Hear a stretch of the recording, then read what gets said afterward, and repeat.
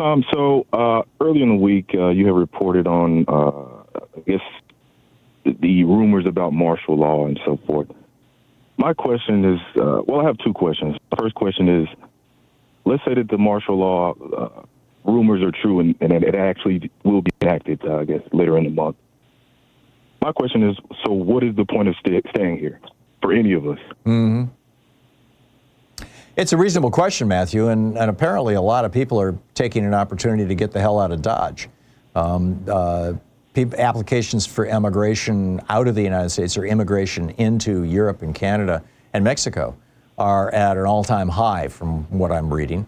Websites that tell you or teach you how to leave the United States, they're doing very, very well.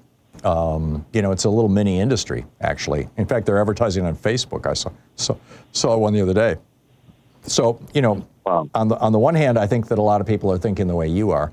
On the other hand, I think that if Trump, what you're referencing is my rant and article yesterday about how April 20th, Hitler's birthday, is the day that Donald Trump gets the report from Hegseth and Noam about whether or not he can declare a state of emergency and thus invoke the Insurrection Act of 1807. And if he does that, it gives him the power to basically impose martial law in the United States. I'm guessing that, it won't happen on April 21st.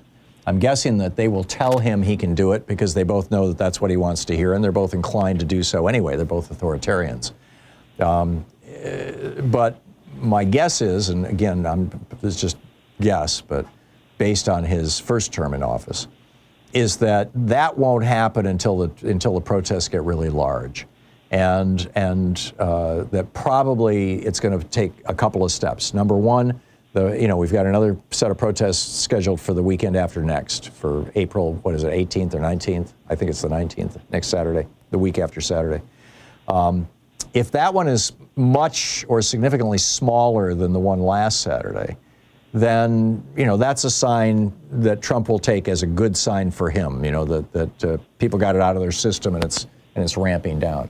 On the other hand, if those protests on April 19th are larger than they were last Saturday, then I think step two comes in, and that's where the right-wing militias infiltrate the protests and do what that off-duty cop did in where was it? Madison, Wisconsin, was it? Or no, it was, I think it was in Minnesota. But in any case, where he started smashing windows, and that started the whole vandalism thing. And I think it was in Minneapolis. And so, the militias will, and then that will bring out the black bloc crazies, the guys who consider themselves anarchists and leftists, and they'll start, trying to attack buildings and catching federal buildings on fire. And that will be the thing that Trump will use to impose martial law on the country. And, when that starts happening, then, duck. But I think we've got a ways to go, Matthew, and there's a couple of points at which we might be able to stop that from moving ahead. So I'm not totally freaked out yet. I'm very concerned. I'm not freaked out yet. Matthew, thank you for the call. It's 10 minutes.